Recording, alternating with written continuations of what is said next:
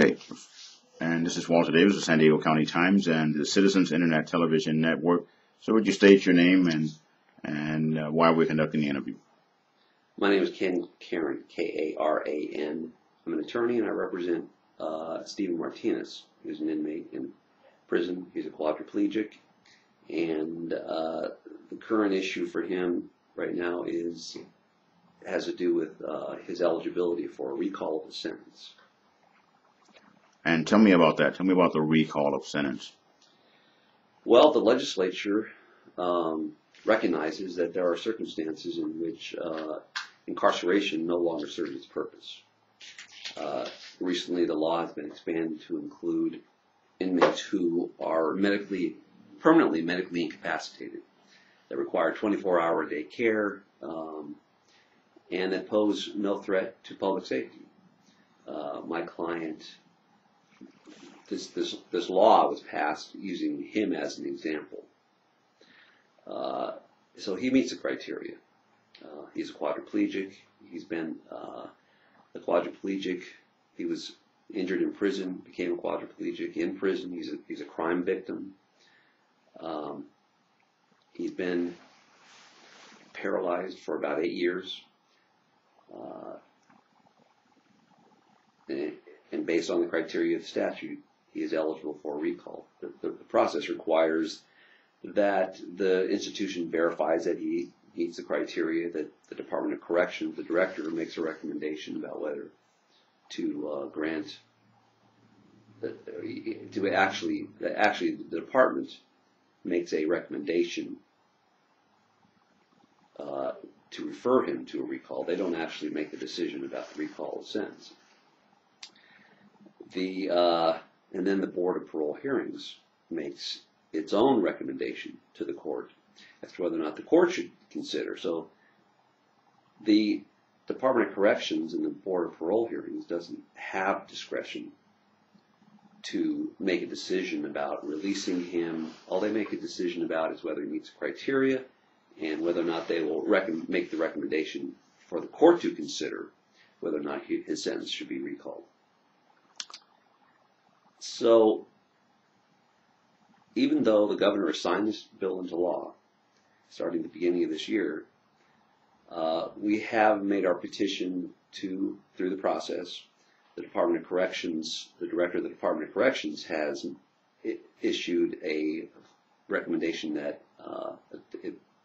the recommendation be denied on such grounds as it's not in the interest of justice. Well, that's not for the director to decide. The interest of justice is not a standard in the statute. The only thing that the director can determine is whether or not he's permanently medically incapacitated and whether or not he would pose a threat to public safety. The fact that he's a quadriplegic answers both questions. He cannot take care of himself. He needs 24-hour-a-day care, and nobody can possibly believe that a quadriplegic could pose a threat to public safety. So for the director of the Department of Corrections to raise this issue of interest of justice is way beyond the scope of the statute. Interest of justice issues are decided in courts or by juries. So the director is really abusing their discretion in this case. So now the Board of Parole Hearings has to make an independent decision. They're going to be highly influenced by what the director of the Department of Corrections decides. So we need to make them understand that they have an obligation to follow the law as it's written, to make the determination independently, and make the referral to the court. That's their job. It begins and ends there. It's for the court to decide whether or not the sentence will actually be recalled. Now, what do you say to the people that just say, this guy committed a heinous crime, he should be locked away for life? Why should he get justice now? What do you say to that group? Well, he's gotten justice. Everybody in this case has gotten justice. Whatever victims there are in the case have received justice. And it's important to remember that he is a crime victim himself. He's entitled to justice. Our justice system is designed to provide for lawful penalties for criminal acts. Only the penalties that are authorized by law are allowed to be executed against an inmate. It's not, the law does not authorize somebody to be paralyzed as a sentence for a crime. But whatever, incarceration provides a remedy in terms of protecting the public from threats.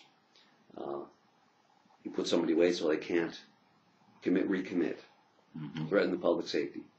And this individual cannot do that anymore. There's essentially what society is being asked to do is pay a premium for security that they're not receiving. We're spending hundreds of thousands of dollars needlessly to incarcerate this individual when we could be spending the money to hire more teachers, to hire police officers, put the money into law enforcement efforts that actually produce a positive result instead of simply incarcerating somebody that is no longer a threat. My client is fortunate enough to come from a very stable and loving family. They are prepared to take care of him. He'll return to his parents' home. He has a network of medical healthcare providers prepared to help support his care. So there's really no justification for continuing to incarcerate this gentleman. So California taxpayers are paying the bill for people, lots of people like him, in other words. Are there other cases that you can cite in comparison to his? My understanding, there may be as many as 13 quadriplegics in the system, all requiring 24-hour-a-day care. One of the things that makes my client's case unique, I would imagine, I don't know these other cases, but he does have diabetes, requires insulin.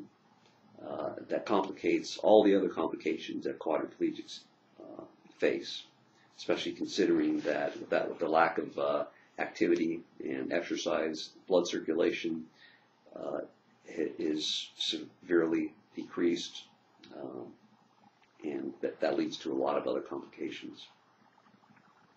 Well, that sounds really, really bizarre.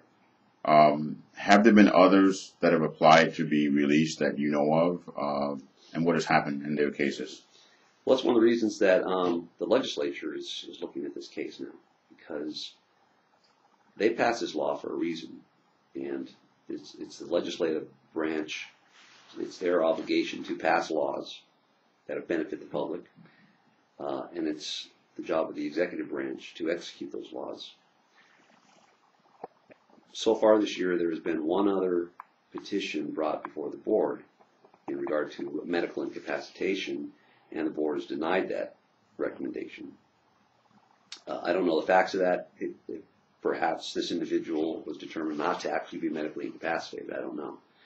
But the fact that they're denying these, and the fact that the director has already suggested that this case, my client's case, is on its way to being denied, suggests that the executive branch is not prepared to carry out the mandate presented by the legislature. We have a law that says people who meet this criteria need to be recommended for recall.